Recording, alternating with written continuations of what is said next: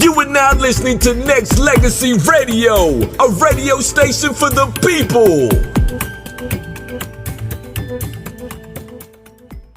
You guys got a lot of energy tonight. You know, Lynn, as long as we're here and we're all family now, I feel to tell you that, you know what, on a night like this, we're always energy. Every time we come on board, it's always a nice trip to come down this lane, and I'm just glad you're here to add to it. I'm glad you're here to add to it. Absolutely, me too. Thank you, both of you, and that's nice to hear. Whatever you're doing, you should do with truth and passion. Absolutely. And speaking of passion, of course, people, she is also brought to you by Sons to the Grave. You can go to twitter.com/Sons2TheGrave and go ahead and follow for all important information regarding this film. And let's start off with the film that you're currently working on right now. From what you can tell us so far, just kind of give the listeners out there that is following you now and the people that's just now tuning in, trying to get to know Lynn and what she's all about. What's the synopsis you can give the listeners for your feature film? Well, what we have done is we started with one incident that took place, a very serious incident of a young man being killed here in a neighborhood that has a lot of problems, like many neighborhoods around the country. And we looked into doing the story on this one incident and realized that the same thing keeps happening over and over and over again in these like neighborhoods, and a bigger story evolved. So rather than just tell the one story of this young man, we decided to delve into what we felt were some of the reasons that would lead up to something as tragic, and that happens all the time. We're trying to be very careful, and I think as a filmmaker, you don't want to be arrogant to think that you have the answers to these problems, but we sat with our director, who is actor and director Michael T. Williamson, and after talking through the story, we found a much bigger story, and we've decided to lay that out as raw as we can and let the audiences take away from that what they may, without judgment. And I think that was the key for us. After writing the script, someone came to me and said, "You gave understanding to the shooter in this." Mm-hmm. Not pat the shooter on the back, obviously, not say, "Oh, poor boy, he's a victim," but how do they get to this? And there are certain reasons for that. Not excuses, but there's something that we can do. And we are our brother's keeper, and that was a phrase used by Michael T. for this film, and we walked the locations today, and that's all he could say is, "Lynn, we are our brother's keeper. What is happening here?" Right. And I think also to add and include just my opinion about it, and people can go check out the Twitter account, which Sons to the Grave do have. It's you can follow, get all the information as the production take place. Sons, the number 2, the Grave on Twitter right now. You put something on a backdrop on this Twitter account on the wall with the basketball court, kind of off, and it says, "We're born sons and we die sons. Somewhere in between is the story." And to me, right. I think personally that because I'm a son and I will die a son, and in between that there is a story. And I think and that's whatever you do in between that time, the good, the bad, the ugly, whatever it may be, you are someone's son. And absolutely. You started out, as everyone does, you start out this child who is willing to learn and grow and be the best they can be, and I firmly believe that. And if there are struggles, and we don't all have the same opportunities, And I don't think it's a race. I believe it is. Our story is not about race. It's not about religion. It's strictly about social power and social status. If you are white, black, green, blue, whatever, and you have a certain amount of power or status or money or a job that lends you to respect, you are accepted. But if you are on the other side of the bridge, and we like to use this bridge because this is where we are having the incident happen, on one side of a bridge is wealth, and on the other side of a bridge is poverty and people struggling. And we have a responsibility to think that what happens on one side does not affect us. Right. It is wrong, and I think that's part of a problem. Oh, yeah. And that's where we came with You Are a Brother's Keeper. We have to look after the people who can't. It's a universal truth. How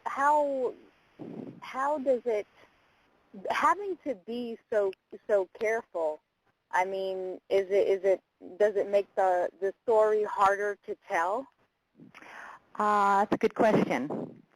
No, we started being very careful with choosing our words, and again, I say that because I don't think a filmmaker, and certainly not myself, it wouldn't work for me to be, this isn't about ego, this is not about arrogance, it's solely about truth, and I have to admit, I was that person, even take filmmaker out of it, who would look at circumstances in all like neighborhoods like this, all over, and go, why didn't these people just stand up? Why don't these people go home and you have to, their kids are alone at home. And then you go into these neighborhoods and go, yes, Lynn, the kids are alone at home because these people are working 2 jobs or 3 jobs. They can't get off at 3:30 if your child is out of school at 3:30 and you have a job. You can't do that. It's a choice they have to make. And when I, was sort of hit in the head with this going, oh, my God, we have a responsibility here. We need to step it up. And no, you're not a victim of your circumstances. You have a choice, but we have to give them some choices to make. Right. And I don't think the choices, I said to someone the other day, we need, when I was just talking about this film, about we need maybe an after school or a community where after school that 2-hour pause between when a parent or a caregiver or someone is going to be with you, there should be that. And the person said to me, oh, they have it all over, my child, whatever. And I went, in your neighborhood, maybe. And they went, oh, I guess you're right. So we try, in this story, it's totally fictional story, but in the story, the young man that is shot is set up actually by his friend who loves him and cares about him. And and his friend it's actually not the story that you would think that the young man that is shot is the story. It's really what would possess his friend to do what he did, and how does he live with it, and why does he live with it? That's the story that we want to tell, rather than just have a judgment like, oh, he's a horrible person, and yes, obviously none of us agree with what happened, but we tell a story of why it happened. And we have an amazing young actor coming into this role that you'll all be aware of soon. He is absolutely amazing, and we are so looking forward to working with him. And he's probably well known to you, but we're going to leave that as a surprise at this point. Because right now, and Lynn is our guest, and she's also brought to you by Sons to the Grave on Twitter. Right now, you can go ahead and follow and just get all the information as it comes, because that's going to be one of the main hubs, and of course websites and things like that is coming soon as well. And Lynn, when you cast and when you picked your cast, and of course Michael T. Williamson is directing. Let's start with him first because he's definitely a friend and family member of the show. Did you guys kind of pick each other to this point, or how did that marriage, I guess you can say, come to light? Well, first of all, Michael T. Williamson is an amazingly talented, passionate actor, and it comes through in his directing, and he is an actor's director, which when you're working with all this young talent and such a powerful story, and you have such a short time to shoot it, you need a director who is passionate and calm and teaches these young actors not just to say lines, but to feel it from their heart. And Michael T. And his family are like family to me. He was a very close friend of my husband, who I lost a few years ago. Okay. And we've been through a journey together. And he understands my passion for what I do. And I think I understand his. And we're going to do this in the memory of my husband, actually. Very good. Very good. Wow, that's very good. I mean, and sometimes, Lynn, you can correct me if I'm wrong, but just when you do have someone that has that same passion for what you do and what you're about, I think it goes a long way when it comes to not just on a business level, but also on a professional level, when you do have a respect and admiration for each other's life journey, right? Absolutely, Charles. And really, for this kind of movie, this is a very, very small, it's like the little train that could. It's a very small movie. So if anyone came into it for strictly a business point of view, then it wouldn't work, because it's something, no one's coming in going, oh, I'm going to make all this money and we're all getting paid. I mean, we're all here because of the story, all of us.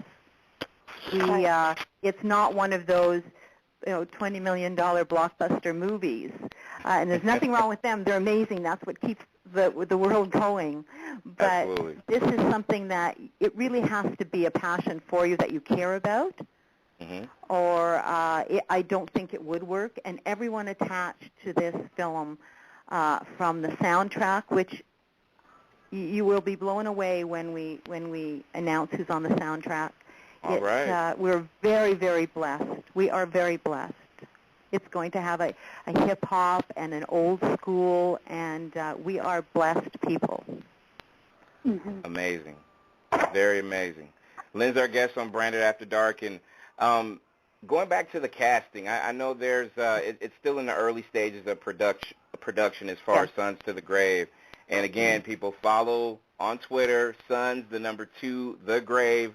Right now, it's a feature film by Faigh Productions, and with the passion from actors, actresses, people in this business that have the love for it. When you look at the entertainment business in general, from some of the younger to some of the established, or some in between that's just trying to find their way, what are some of the thoughts when you look at the entertainment business, from the inside out and the outside in? I think we might have some feedback interruptions. People that's listening right now, if you hang up, call back in, see if we can go ahead and get some clearer lines. This is Branded After Dark. If you are listening, just go ahead and hang up and call right back, and hopefully we will be able to have some. If you can hear the sound of my voice as we go through this broadcast, just make sure you call in 949-270-5912, and let's see if we can go ahead and get some more things going here on this edition of Branded After Dark. Once again, you can also check out the website, which is nexxlegacy.com, NEXXLEGACY. You can also follow me on Twitter now at iambranded. And you can just check out and see what we got going on right now for you people out there that's just now tuning in. We're going to try to see if we can be able to get some of these things fixed here, and we can try and get back to more of this interviews, and I know a lot of people out there that's listening right now is just really they're kind of engrossed as far as what they would like to see product-wise from Sons to the Grave. A lot of younger talent, and I know when we get back and talk to Lynn, I know there's so many different people out there that's actually tuning in, listening, that would prefer to, I guess in a lot of ways, not just strike out in the entertainment business, but also just really kind of have a niche for some of the things that's going on as well. So we're gonna try to see what we can do as far as getting our lines back on. Let's see, Aaron, are you good? Yeah. It took a couple of times for the queue to come to say that I was in the queue, but okay, it worked. Yeah. Okay. Yeah, we're waiting on Lynn to call back in, but yeah, as long as people can hear me, that's good though. So right. as long as people can hear me, because if people couldn't hear me, then I think we would probably been in big trouble though. But no, I think we're okay. So sometimes it happens with a little bit of feedback, and I think we do have Lynn returning. Thank you so much for your patience, dear. And then, it kind of goes to show you that there's so many people, not just online, but there's a lot of people with a ton of feedback, just really curious. Well, that's a good thing. That's a good thing. That's a very good thing. That's a good thing. I'm very intrigued. But the question before, I'm not sure if you were really getting into it before we did have that slight interruption, but the question that I did ask, just in general, when you look at the entertainment business, and you look at it from a standpoint of how it used to be, how it is now, and just overall, just your thoughts on the journey of an actor or an actress that's really trying to break into this business. Just from your opinion, what are your thoughts? I think what we're seeing more and more, what I believe, it is my opinion, that we're seeing more truth and honesty in films, not what people maybe would like the world to be or fantasy. If you look at the award ceremony, the Oscars this year, the true stories were the ones that came out on top. The true stories were raw, and people can see maybe a little of themselves, or at least feel for the characters and their frailties and the things that they do right, but also the things that they do wrong. And that's what I try to do in my writing, to try and have people look at it and go, oh God, do you think maybe do I say things like that, or how would I have handled something? At least to be talking. They don't have to agree with your work or agree how a film ends or how the journey you took it on. But if they leave the theater talking about it, I believe that you've accomplished something. And that's mission accomplished. I agree. And I think the young actors and actresses say they have such a hard road to walk down. And I think they're all trying to be themselves and not stray from that. And I think it's a difficult thing to do. I really do.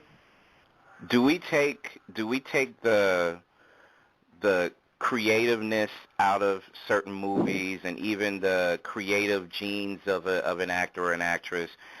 Do we take that for granted sometimes, as far as the public, as far as what we view, and just in general, as far as how we, I guess the word I'm trying to find is celebrate some of the things that goes on? Do we take for granted just the creativeness of this particular art form? I don't think so. I really don't. I'm sure you will have people watching a film and go, I don't know why that one, or I don't know what they're trying to do here. But in general, I think people, even most people that I talk to, if you say, have you seen such and such a film, they may say, it wasn't my kind of film, or I don't know if I would have watched it, but I did. But I appreciate, so many people say that to me, I appreciate the job so-and-so did, or the job the lead did, or this person had a very small role, what an amazing role they made it into. So I think, Charles, that people appreciate the artist's work. I really do. In most cases, I really believe that. Okay. And there's some amazing actors out there, amazing people out there. The Alfred Woodards of the world who blow me away every time they're on screen. Who, whether you like the character, you don't like the character, you go, oh, look at this person. You know, she is amazing. And there's many, many others like that. But you know, she's one of my favorites, and it always comes to mind when I think of actors who are true to themselves and true to the roles that they choose. There you go. Good point. Do you think that having a director, you know, that like Michael T, that has both you know, ends of the spear, so to say, that he's got the acting and he's got the directing? Do you think that you know, in movies in general, make for a better movie versus somebody that has never, you know, acted before, just you know, directed? I think there's both. I don't think I would say that it is cut and dried. That if you're not an actor, you maybe don't understand. I think there's such amazing directors out there who just have that feel for the actor, and they have the belief in the actors that have been chosen, that they know that these actors are going to bring to life the words that were on that page, and they trust and they go with it. And if they're willing to let the actor do that, I think they both have a union that works. But in a case like a Michael T, who is both, can only help, can absolutely only help. Right. We're very blessed to have him on this, and he also understands the story. He understands what we're trying to tell, and he understood it from the very beginning. And I think that's a plus. And being an actor, that's another plus. Would you, if you could only choose one hat out of the many that you have, whether it be writing, you know, directing, producing, and you only have one hat, what do you take? Are you really going to do this? I will first and foremost say writing. First and foremost. Okay. Screenwriter to me is the best job in the whole entire world. I love it, and I wouldn't change doing anything, absolutely any of the work that I've done. So I have to say writing. It's going to be very difficult to stand behind Michael T. I'm sure he knows that while he's directing. I'm sure that the creativity side of me is going to be wanting to say, excuse me, do you want to do that one more time? Because I really think we could have done whatever. Right. But I'm going to leave it to him. And I hope that he will. One thing for sure, that the relationship between us, we will be able to work together. Michael T. is anything but arrogant. He will go, do you think this turned out right? Or are you happy with it? Or you don't have to be afraid to say to him, I don't know, I wrote it. I don't know if it came out, whatever. But I think it's in pretty good hands, so I don't have anything to worry about, I don't think. Very good. Right. And Lynn, you know what Erin did, right? She basically told you to choose between which child do you love the most. That was really the question. I'm Absolutely. But I'll tell you, because it's such a small film, you do have to wear all these hats, and I would be happy not to wear all those hats. That is not something, because when you're also the producer, which is the business side of it, it's a part that I could happily hand over to someone else and just let me pick my cast, do my locations, do my writing, and let someone handle all that other stuff. I would happily do that. I would think that writing and directing kind of goes like hand in hand, because if I was the writer, and I'm the one seeing these characters and knowing what, how, when, all that, when it should be said, how it should be felt. I mean, I'll be damned if I'm not going to be able to tell you exactly how to do it when I get there. I like you. I like you, but I guess at this point that I'm going to leave it to the experts. But it does take everything in a writer, I think, to go, I could do that. I think I could do that. But I hope that I'm smart enough to know that I've left it in perfect hands. And I trust Michael T., and I think that, for me, is going to make me calmer and at ease, because I 150% trust the man with the work that I wrote. Right. Very good. So Very good. I know that he's going to do an amazing job, and he doesn't want to see me cry or pout. We don't either. I think he's going to be okay with that. I think he's going to be okay, but it is in such good hands, and I'm so comfortable with it that I'm going to be okay with this one. And we're going to go on to do other ones. So I'm already ready. So we need to get this show on the road. I'm so intrigued. I can't wait to see this. Yes. Thank you. You both have to come to set. Oh, you better believe it. You better believe it. That will be a goal that Aaron and myself will have. And Lynn Stoltz is our guest. She's a published author, screenwriter, film producer. She's Superwoman, people. So make sure that you follow this young lady on Twitter as they continue production. Sons, the number 2, The Grave on Twitter right now. Just make sure you hashtag S2TG for Sons to the Grave. And as the production continues and push forth and all that good stuff, and as we slowly start getting more news as things are complete and things of that nature, one question that I do have for you when it comes to just overall, just what would the people listening now and the people that's supporting you unconditionally as far as this movie, what can you say to the new people that's coming on, listening to you, Lynn, for the first time, and will check their daily tweets for Sons to the Grave information? Well, I would say for them to check daily, and we will be posting the cast, because the cast is chosen for most of the main roles, and they are well-known cast and very, very popular young men, and who have a huge following already. Without me, they are coming on this because of the film and because of the words again. Thank goodness.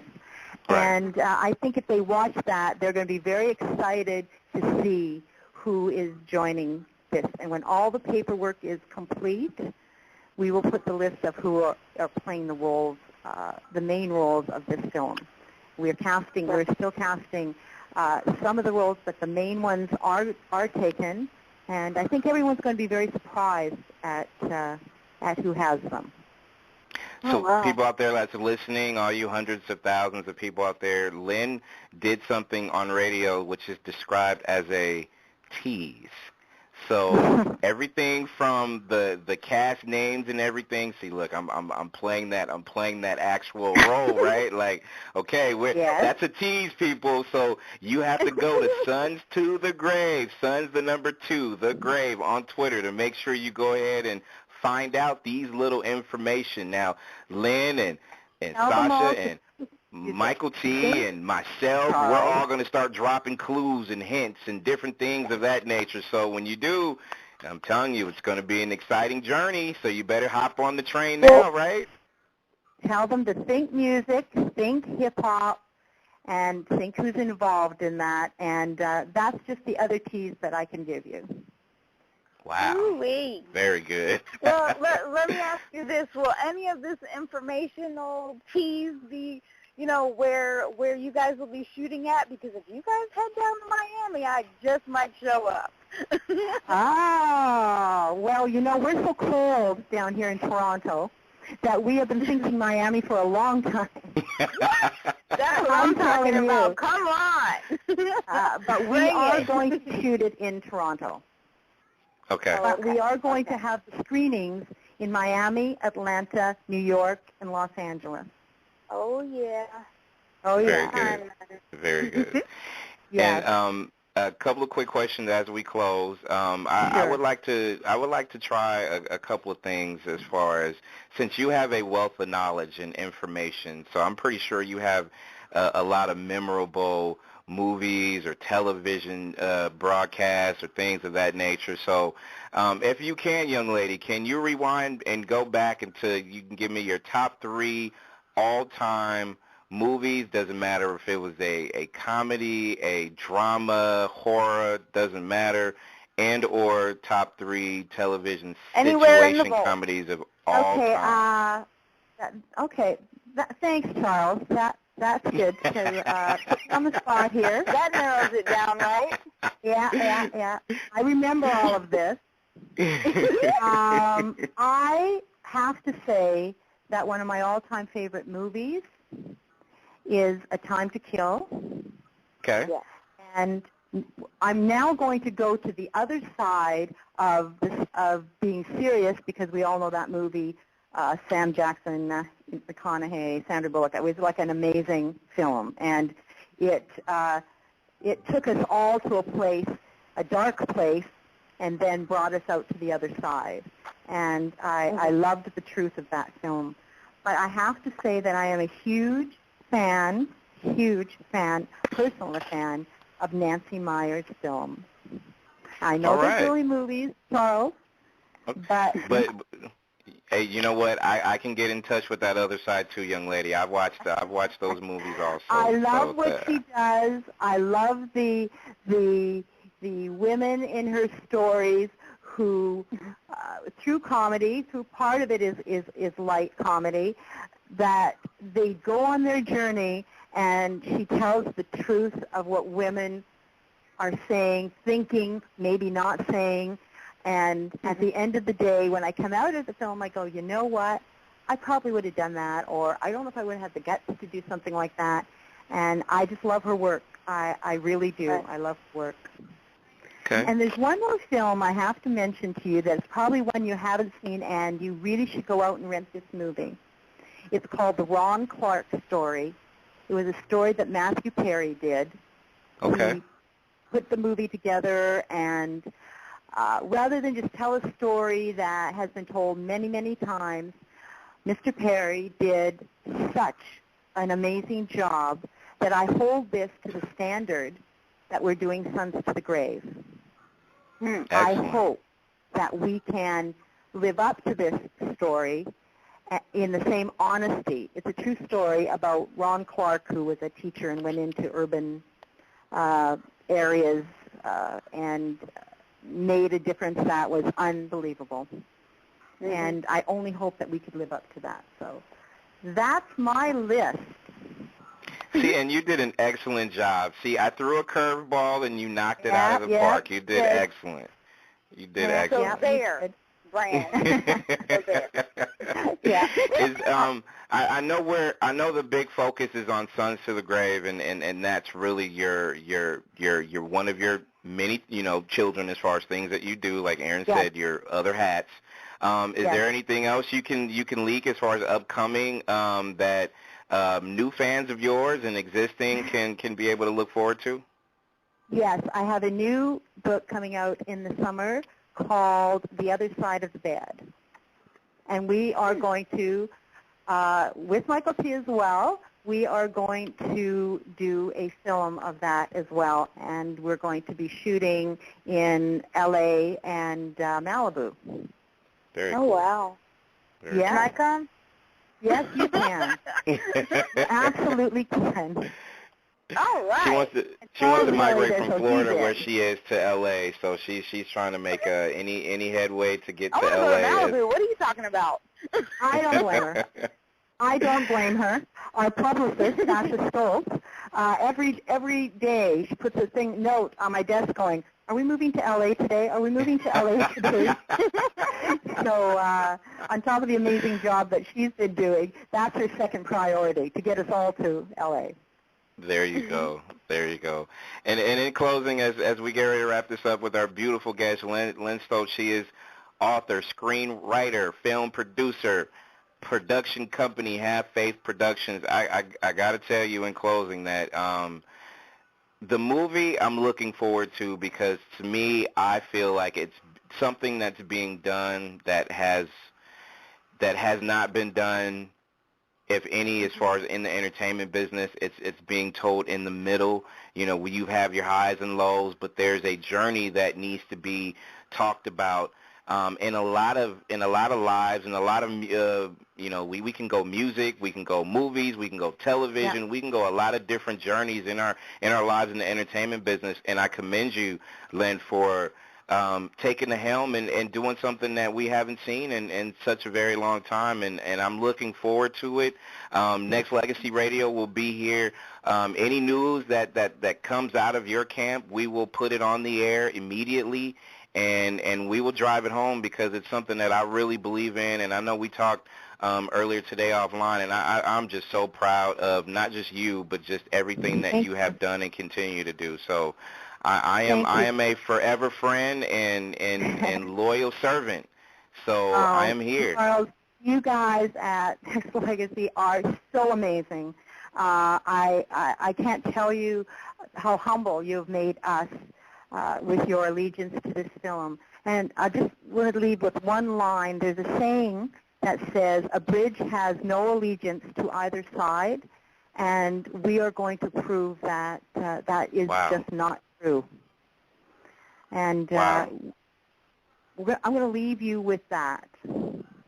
And I thank you. And I thank you. And please keep in contact. Let's continue the communication. And I'm so proud of you. Best of luck and continue blessings. Thank you. Blessings, both of you. It was a blessing to be able to talk to you. Thank you so much. Thank you so much, both of you. Blessings to you, and we are totally humbled on our end. Thank you so much. That is the beautiful, talented Lynn Stoltz, Have Faith Productions. Sons to the Grave coming soon, people. We'll be back with more music and conversation on Branded After Dark. Thank you for listening to the #1 radio station for the people.